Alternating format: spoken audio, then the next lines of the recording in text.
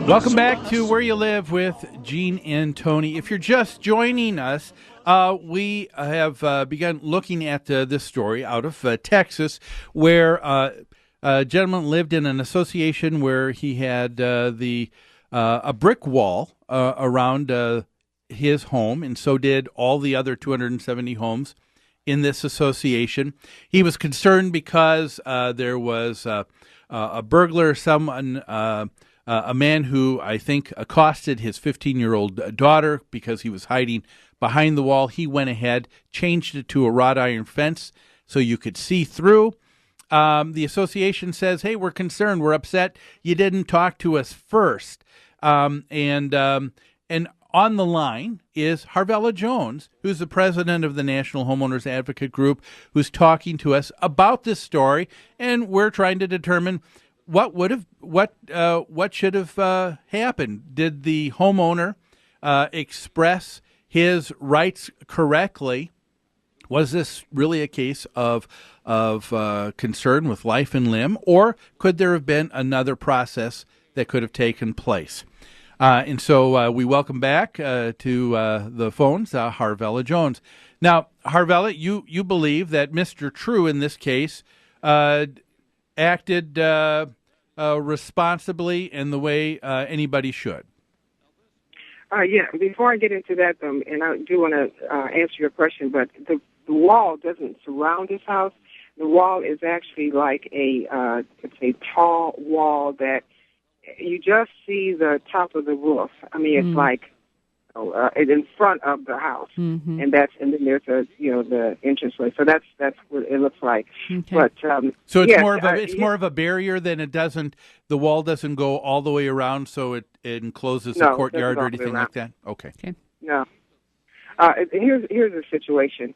It's a choice. It's a choice of what's most important to you: your family, the health of your family, the life of your family, or the HOA. I mean, the HOAs are put together to collect money of funding for shared amenities.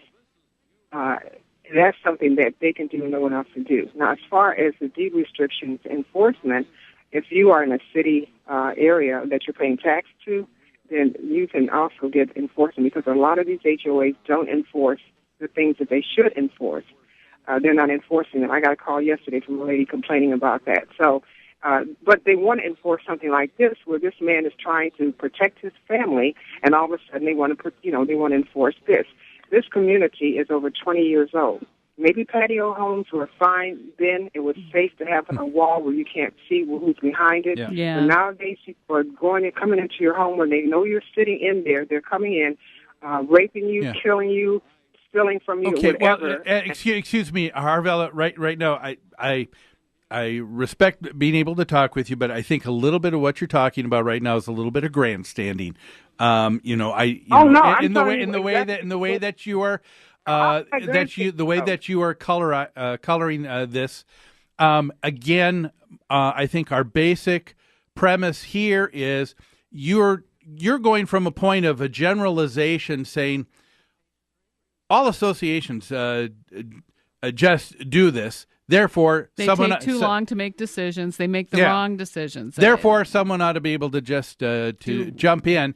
And in this particular case, we're talking about this individual did not go to his homeowners association. However, he did realize he had to go to the city to get permits pulled. He realized that he had to get those changes. He had to go through a process with the city.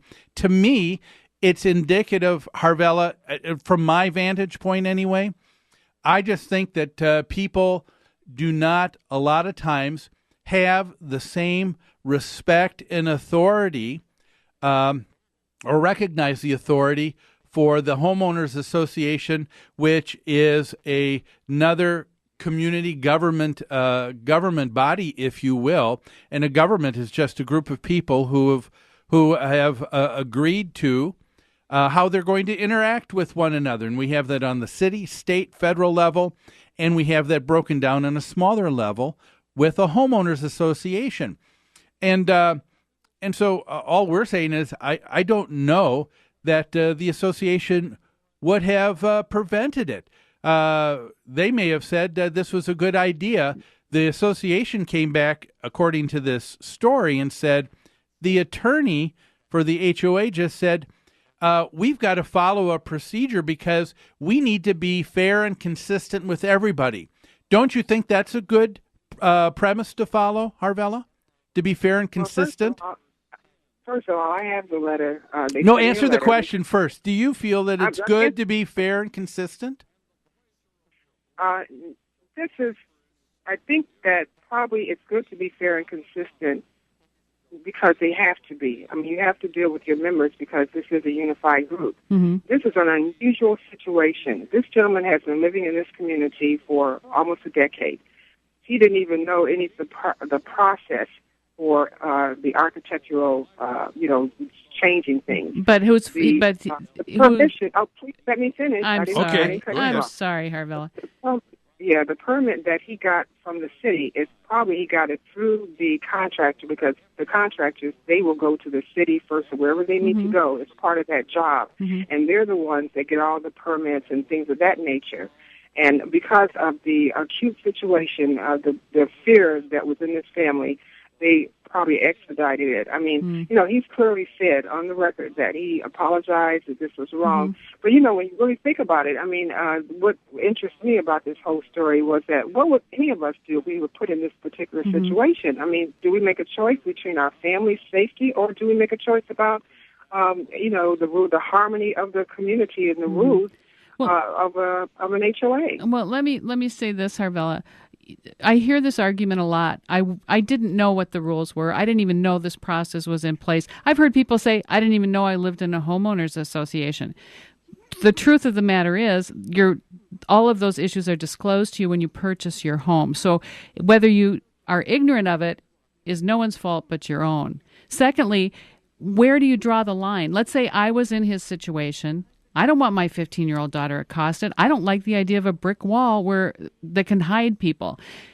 But I decide I want to put up a 15-foot stockade fence all the way around my property. Do I have the right to do that? That's not around his property. That's right.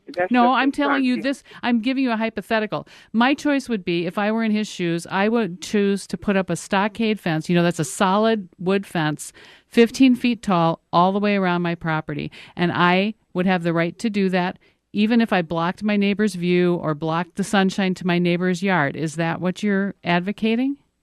No, of course not. And I think you know that I'm not advocating that. But then where do you draw the line? But yeah, because I agree with Tony here, Harvella. In this instance, I mean, we're talking about Mr. True felt in his heart of hearts that this was the only way to go.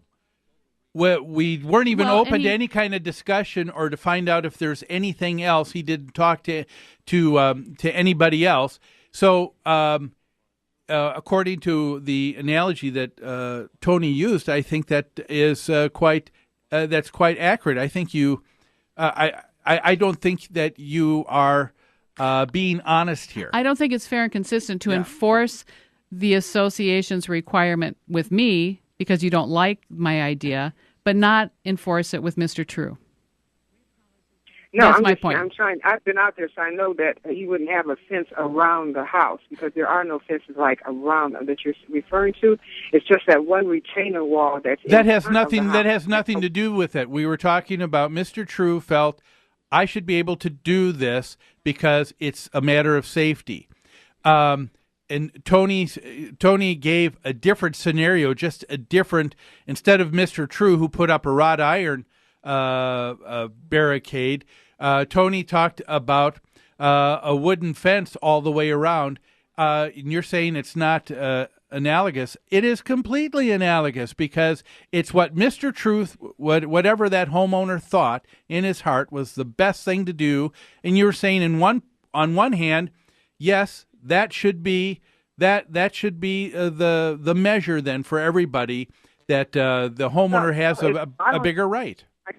I guess I don't understand the reasoning behind having a fence around your property unless you never had any kind of I don't understand the reasoning behind the wrought iron fence without how about the other suggestions?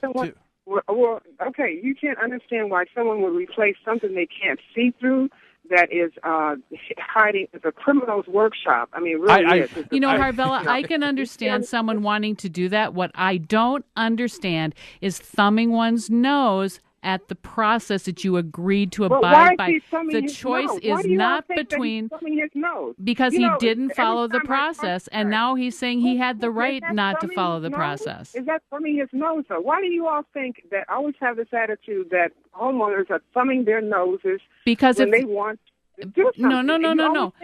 I'm not talking about his wants. I'm not talking about what he wants. I'm talking about the fact his choice was not between safety and aesthetics. His choice was, do I follow the rules I agreed to, or do I thumb my nose and blow them off? And he chose to blow them off. Choice. Are you putting something into this? I live here. No, that's exactly what you've said he did. I know what I saw. I know what I saw, and I've talked to this man. You haven't even talked to him. No.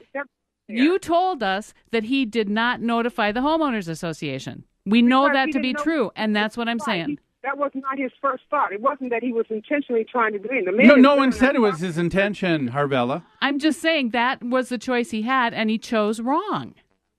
Well, no, I wouldn't say he chose wrong. His family the crime is down. It stopped the crime. Whoever was doing this, they were burglarizing other people's cars and so forth. This stopped the crime in that area. So obviously it wasn't wrong. It did what it was supposed to do. It's a deterrent for criminals. That's the issue. Okay. Well, Harvella, I'm sorry to say we're coming to the end here of another segment, and I want to say I do appreciate, even though we don't see eye to eye, I do appreciate having a discussion with you, because I think when we talk about these kinds of issues and bring them out, it allows other people to hear both sides. And Harvella, I really admire you as a passionate person. You can tell I'm also a passionate person. So I want to thank you too. Yeah. Well, thank you for both for saying that. I am a homeowners advocate, and I think HOAs have their advocates, and homeowners have theirs. Yeah. And we, we're homeowners, all of us, and we support. We see, because I'm not saying that, thumb your nose up at everything, and I don't agree with everything that goes on. That when people file complaints, I don't agree with all the complaints. But this, I was out there, I saw this, I understand what he did and why he did it. I ultimately, I'll just end it with, I think if he'd given the opportunity to the association, I think they would have had a meeting of minds, and this would not have been a story. But then we wouldn't have had a chance to talk with you again. So, Harvella. According to the letter they sent me, I don't agree with that. Okay. I think they would have taken a firm stance. This man's daughter could get hurt. Well, we'll never know now. Well, thank you, Harvella. We got to cut to a break. Thanks for being with us again. Folks, that was Harvella Jones, president of the National Homeowners Advocate Group. When we come back, Tony and I might just have a couple more things to say to wrap this story up. But then we're going to talk about an HOA blamed for a death by alligator. More after these messages.